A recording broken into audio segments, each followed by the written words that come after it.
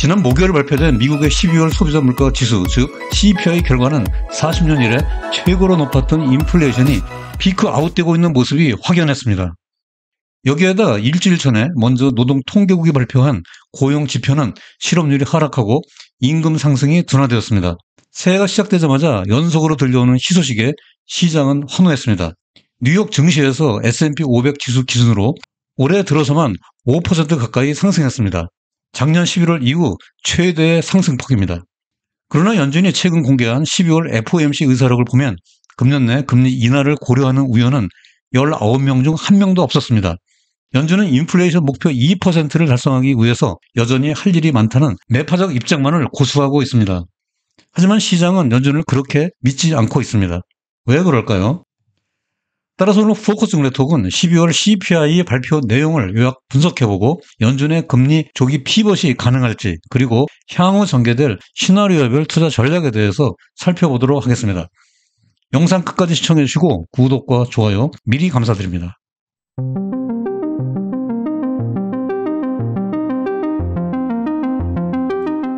안녕하세요. 포커스 정례톡의 우보 박사입니다.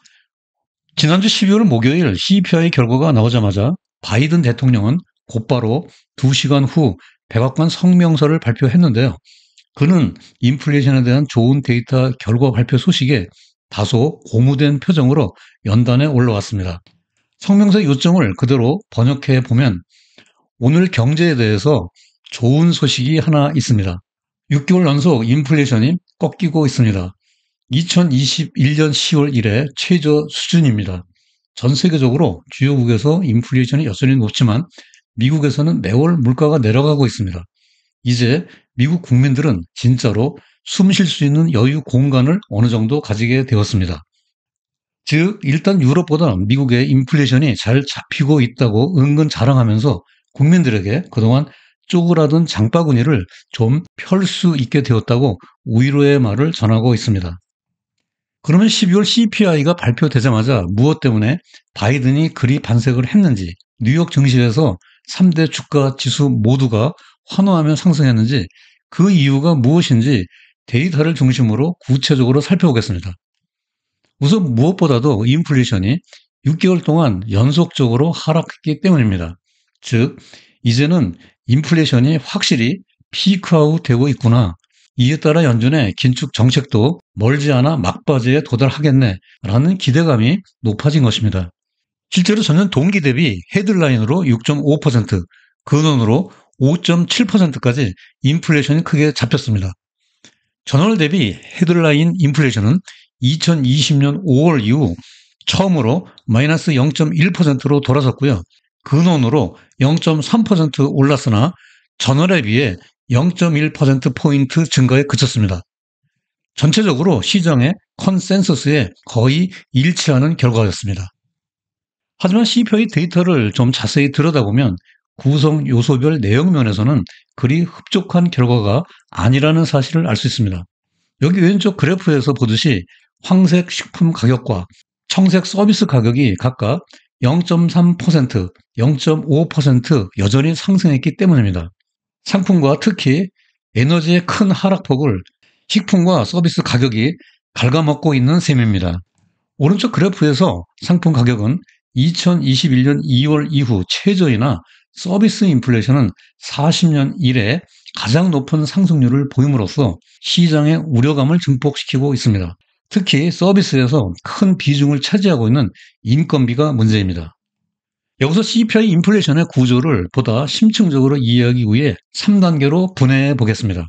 먼저 헤드라인 인플레이션이 있고요. 여기서 식품과 에너지를 빼면 근원 인플레이션이 됩니다. 근원에서 주거비를 빼면 서비스와 상품으로 구성되는 슈퍼 근원 인플레이션이 됩니다. 슈퍼 근원 인플레이션이란 아직 경제 이론으로 그 개념이 정립되지는 않았지만 뉴욕 타임즈의 칼럼니스트 크루그만의 정의를 따르고 있습니다. 여기서 주거비, 쉘터는 헤드라인 CPI의 3분의 1, 근원 CPI의 40%의 가중치를 차지하고 있습니다. 주거비는 세입자의 임대료와 자가 소유자의 등가 임대료, OER로 구성되는데요. 가중치가 너무 큰 데다 후행 지표이기 때문에 CPI 추세를 왜곡시킬 수 있다는 위험이 있습니다. 그러므로 주거비를 제외한 슈퍼 근원 인플레이션이 CPI에 대한 보다 정확한 척도가 될 수 있다는데 충분한 이유가 있습니다. 이렇게 CPI를 헤드라인, 근원, 슈퍼 근원 인플레이션 등 3단계로 분해하여 범위를 좁혀 분석하면 소비자들이 체감하는 물가지수를 보다 정확하게 측정할 수 있습니다. 따라서 여기서 보는 것처럼 유력 일간지 월스트리트 저널이 최근 기사 제목을 근원 CPI는 있고 슈퍼 근원 인플레이션에 주목하라라고 뽑고 있습니다. 파월 연준 의장도 이러한 부분을 강조한 적이 있는데요. 그는 지난해 말 브루킹스 연구소 강연에서 금리 정책 판단에 주거비를 제외한 서비스 인플레이션이 매우 중요하다라고 말했습니다. 여기 오른쪽 그래프에서 보듯이 고동색의 슈퍼 근원 서비스 물가가 가장 높게 상승하고 있고요. 전체 근원 그 밑이고요. 근원 상품 가격은 하락하고 있습니다. 슈퍼 근원 서비스 물가에서 가장 많은 비중을 차지하고 있는 요소는 임금입니다. 따라서 궁극적으로 임금 상승률이 둔화되어야 인플레이션을 확실하게 잡을 수 있다는 주장에 무게가 실리고 있습니다. 거시경제 이론에 임금과 물가의 나선 효과, 웨이지 프라이스 스파이럴이라는 용어가 있습니다. 여기 왼쪽 그림에서처럼 물가가 오르면 임금이 오르고 임금이 오르면 물가가 오르게 되는 반복적인 현상을 의미합니다. 마치 나사처럼 뱅글뱅글 돌면서 물가와 임금이 동시적으로 상승하게 됩니다. 클린턴 행정부 때 재무부 장관을 역임했고 하버드대 총장을 지낸 서머스는 임금 또는 노동 비용이 슈퍼 근원 인플레이션의 척도가 되어야 한다고 주장합니다. 다른 말로 부연하자면 임금과 물가의 연결 고리를 끊는 것이야말로 연준의 성공적 금리 정책의 핵심이라고 강조하고 있는 것입니다. 한편 지난 1월 6일 노동통계국이 발표한 12월 고용시장 보고서는 매우 고무적이었습니다. 왼쪽 그래프에서 실업률이 지난해 1월 4%에서 3.5%로 하락하여 1969년 이래 최저치를 기록했습니다. 오른쪽 그래프에서 임금 상승률이 4.6%로 지난해 5월에 5.6%에서 크게 둔화되었습니다. 실업률이 급격히 상승하지 않고 임금 상승률이 둔화되면 가벼운 경기 침체, 마일드 리세션, 즉 연착륙, 소프트 랜딩을 의미합니다. 이러한 추세가 향후에도 지속될지는 모르지만 연준이나 시장이 모두 바라는 차갑지도 않고 뜨겁지도 않은 골디락스 경제입니다. 임금 상승이 둔화되고 있으므로 앞으로 인플레이션이 확실히 잡히고 결과적으로 임금과 물가의 나선 효과의 고리가 끊어질 수도 있겠구나라는 기대감이 높아지고 있는 것입니다. 하지만 연준은 지금까지 유지해온 금리 정책에 대한 포워드 가이던스를 여전히 고수하고 있습니다. 포워드 가이던스란 중앙은행이 향후 경제 상황에 대한 평가를 토대로 미래의 통화정책 방향을 예고하는 일종의 정책 커뮤니케이션 수단을 말합니다. 여기서 보듯이 그 구체적인 내용은 대부분의 전문가나 시장 참여자들에게 이미 널리 알려진 사실들입니다. 즉 연준이 인플레이션 목표 PCE 기준 2%를 달성하기 위해서 할 일이 많다. 금리 인상 속도를 조절하되 최종 금리 도달 후 상당 기간 유지한다. 즉 슬로우 포 롱거라는 거죠. 12월 FOMC 점도표에 나타나 있듯이 2023년 말 기준금리 전망치는 5에서 5.25% 사이가 될 것이고 중앙값은 5.1%로 예상된다. 최근에 공개된 FOMC 의사록에서 볼 수 있듯이 금년 내로 금리 인하가 적절하다고 생각하는 의원은 19명 중 1명도 없다 등입니다. 다만 연준의 매파 중에 매파라고 불리는 세인트루이스 연방준비은행 총재 제임스 블러드의 입이 최근 들어 많이 누그러지고 있습니다. 그는 지난해 제약적 금리 수준이 7%까지 올라갈 수 있다고 주장하여 월가를 깜짝 놀라게 한 장본인입니다. 그러던 블러드가 지난 1월 5일 CFA 협회 강연에서 기준금리 중앙값을 점도표와 마찬가지로 5.1%로 예상했습니다. 2023년을 인플레이션이 내려가는 디스인플레이션의 해로 만들 여러 가지 요인이 있고 현재 정책이 충분히 제한적이지는 않지만 올해 그 수준에 도달할 것으로 예상한다 라고 말했습니다. 종전에 연준과 싸우려 들지 말라는 기세가 확실히 꺾인 한층 더 부드러운 어조였습니다. 하지만 시장과 연준 사이에는 커다란 온도차가 있는 것 같습니다. 먼저 왼쪽 그래프에서 시카고 선물 거래소의 페드워치의 기준금리 확률표를 봅시다. 파란색 박스를 연결하면 연준의 기준금리에 대한 최고 확률의 예상치를 알 수 있습니다. 3월의 금리 인상 종료, 5% 최종 금리 도달 후 11월까지 유지되다가 12월 FOMC에서 드디어 4.75%로 피벗할 확률이 가장 높은 것으로 나타나고 있습니다. 다음으로 오른쪽 그래프에서 통화 수합 시장에서는 연준이 6월까지 기준금리를 5% 미만으로 인상한 후 9월부터 피벗할 것으로 기대하고 있습니다. 그 후 금년 12월 말까지 약 4.5%로 50bp가량 인하될 것으로 전망되고 있습니다. 이렇게 연준의 포워드 가이던스와 시장의 컨센서스의 괴리가 큽니다. 시장은 연준의 긴축 정책이 과도하다고 보고 있는 것입니다.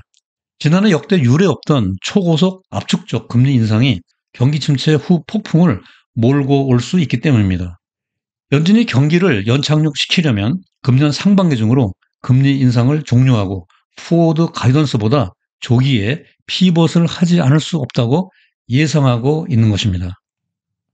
따라서 앞으로 향후에 전개될 방향에는 두 가지 시나리오가 있다고 봅니다. 먼저 긍정적 시나리오를 봅시다.